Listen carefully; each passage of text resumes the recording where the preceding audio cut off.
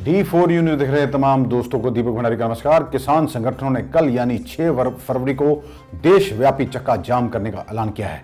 इसको लेकर संयुक्त किसान मोर्चा ने दिशा निर्देश जारी किए हैं। दिल्ली में चक्का जाम का कोई असर नहीं होगा। वहीं दिल्ली और उत्तर प्रदेश की सीमा पर किसान आंदोलन का नेतृत्व कर रहे किसान यूनियन के नेता राकेश टिकैत ने कहा है कि कल दिल्ली, उत्तर प्रदेश और उत्तराखंड में चक्का जाम नहीं किया जाएगा। किसान सिर्फ जिला अधिकारियों को ज्ञापन सौंपेंगे। संयुक्त किसान मोर्चा के मुताबिक देश भर में राष्ट्रीय और राज्य राजमार्गों को दोपहर 12 बजे से 3 बजे तक जाम किया जाएगा। इस दौरान इमरजेंसी और आवश्यक सेवाओं जैसे एम्बुलेंस, स्कूल बस आदि को नहीं रोका जाएगा। किसान मोर्चा ने कहा कि चक्का जाम पूरी तरह से शांतिपूर्ण और अहिंसक रहेगा। बयान में कहा गया है कि दिल्ली एनसीआर में कोई चक्का जाम प्रोग्राम नहीं होगा क्योंकि सभी विरोध स्थल पहले ही चक्का जाम मोड में हैं। किसानों ने यह भी कहा कि कल का 6 फरवरी का जन आंदोलन सरकार को बता देगा कि किस तरह देश भर में किसानों को समर्थन मिल रहा है। 6 तारीख की रणनीति है कि 3 घंटे का जाम रहेगा। दिल्ली में तो वो होगा नहीं और दिल्ली के बाहर वो रहेगा, पूरे देश भर का रहेगा वो मामला, वहाँ पे रहेगा। और जो गाड़ियाँ उसमें आवेगी, रुकेंगी, उनको लंगर का, पानी का, भोजन का, चने का, मूंगफली का, वो उनको सब करवाओगे और बताओगे सरकार की भाई ये सरकार कर रही है हमारे साथ में। दिल्ली एनसीआर को लेकर क्या रणनीति बनाई है 6 तारीख की? दिल्ली एनसीआर में अरे एनसीआर नहीं, दिल्ली अलग क्षेत्र है। एनसीआर तो मुजफ्फरनगर तक का है। हमने दिल्ली में कहा कि दिल्ली में थोड़ा हम जाम कर रहे, कहीं दिल्ली में नहीं, दिल्ली जो अंदर है वहां तो अपने आप ही कर लिया भाई। वहां तो राजा ने अपने आप की बंदी कर ली, हमारे जाम करने की जरूरत ही नहीं।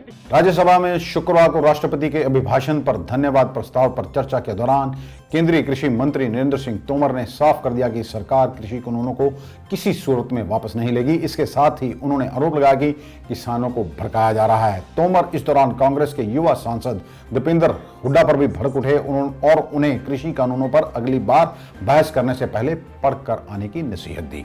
दरअसल कृषि मंत्री तोमर सदन में कह रहे थे कि तीनों नए कृषि कानून किसानों की भलाई के लिए हैं और उन्हें गलत सूचना पर भड़काया जा रहा है। मंत्री ने कॉन्ट्रैक्ट फार्मिंग का उल्लेख करते हुए कहा कि केंद्र सरकार ने कॉन्ट्रैक्ट फार्मिंग में किसानों को राहत दी गई है और वो कभी भी अनुबंध से बाहर निकल सकते हैं, जबकि पंजाब सरकार के कॉन्ट्रैक्ट फार्मिंग में अनुबंध तोड़ने पर किसानों पर जुर्माने और जेल भेजने की बात है। केंद्रीय मंत्री इस बात पर दीपेंद्र हुड्डा ने बीच में ही उन्हें टोक दिया। इससे सदन काफी देर तक हो हल्ला होता रहा। उनमें और मंत्री में बहस भी हुई। हुड्डा ने कहा कि वो मंत्री के झूठ पर चुप नहीं बैठेंगे। बाद में कांग्रेस के सदन में नेता गुलाम नबी आजाद ने बीच बचाव करते हुए स्थिति स्पष्ट की।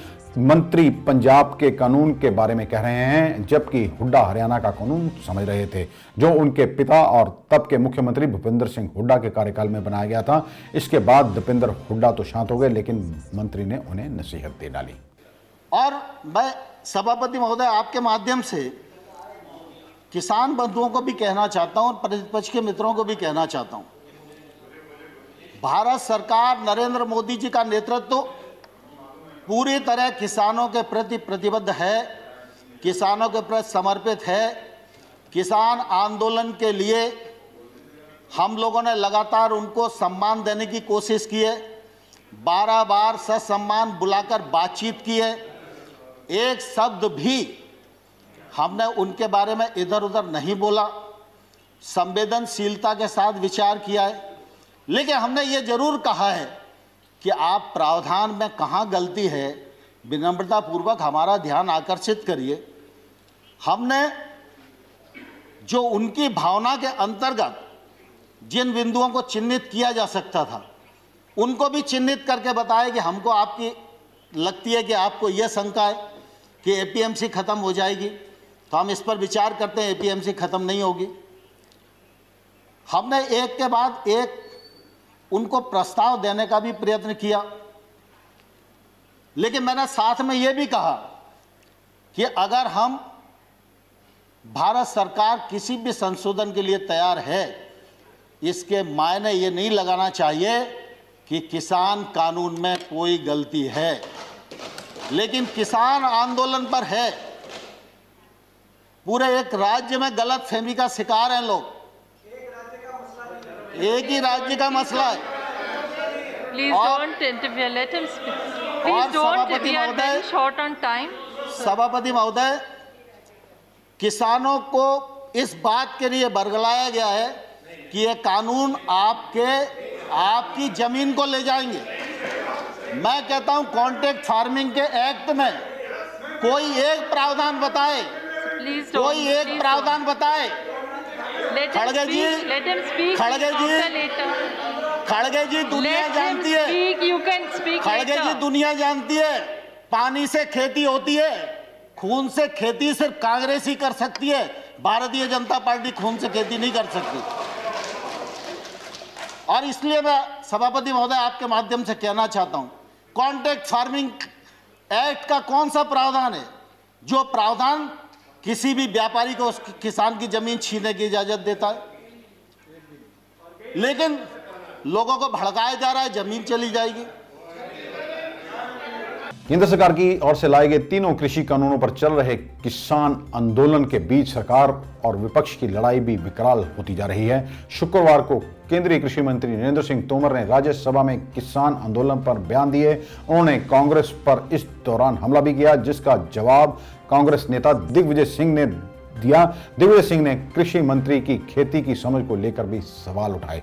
तोमर ने कहा था कि खेती के लिए पानी की जरूरत होती है, खून की खेती तो बस कांग्रेस करती है, ये बीजेपी नहीं करती। इस पर सदन से बाहर आने के बाद मीडिया से बातचीत के दौरान इसके जवाब में कहा कि गोधरा में जो हुआ वह खून की खेती थी कि पानी की। उन्होंने कहा कि भारतीय जनता पार्टी हमेशा ही नफरत की राजनीति करती है। उन्होंने नरेंद्र सिंह तोमर को नेक व्यक्ति बताया और कहा कि उनकी खेती की समझ पर भी सवाल उठाए हैं। सुप्रीम कोर्ट में शुक्रवार को एक सुनवाई के दौरान कोरोना वैक्सीन पर चर्चा हो रही थी। उसी दौरान जजों और सॉलिसिटर जनरल मुकुल रोहतगी के बीच हल्का फुल्का मजाक हुआ। दरअसल मराठा आरक्षण पर सुनवाई के दौरान कोरोना वैक्सीन पर भी 5 जजों के संविधान पीठ में दिलचस्प चर्चा हो रही थी। महाराष्ट्र सरकार की ओर से मुकुल रोहतगी ने पीठ से कहा कि मामले को टाल दिया जाए और जल्द शारीरिक रूप से सुनवाई भी शुरू होने वाली है, तब तक हो सकता है कि वैक्सीन भी लग जाए। पीठ में शामिल जस्टिस नागेश्वर ने चुटकी लेते हुए कहा कि मिस्टर मुकुल, हम आपको पिछले 1 साल से मिस कर रहे हैं। उनकी इस चुटकी पर मुकुल रोहतगी ने प्रस्ताव रखा कि अटॉर्नी जनरल एजी वेणुगोपालन को अपनी संवैधानिक शक्ति का इस्तेमाल करते हुए जजों व वरिष्ठ वकीलों को वैक्सीन लगाने के लिए सरकार को कहना चाहिए। लेकिन इस पर जस्टिस राव ने कहा कि वैक्सीन लगे या नहीं, रोहतगी को पेश होना ही होगा। पंजाब के संगरूर से आम आदमी पार्टी के सांसद और पार्टी के प्रदेश अध्यक्ष भगवंत मान ने किसान आंदोलन की वजह से दिल्ली और हरियाणा के कई इलाकों में इंटरनेट बैन किए जाने पर तंज कसा है। उन्होंने कहा कि ये प्राइवेट कंपनियां मनमर्जी करती हैं। इसी बहाने उन्होंने केंद्र सरकार पर भी निशाना साधा है, जो 3 नए कृषि कानूनों के सहारे प्राइवेट कंपनियों को कृषि क्षेत्र में खुली छूट दे रहे हैं।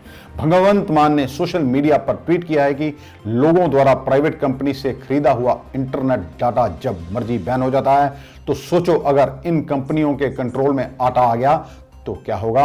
आज के लिए बस इतना ही। कल आपके समक्ष फिर हाजिर रहूंगे, तब तक के लिए नमस्कार।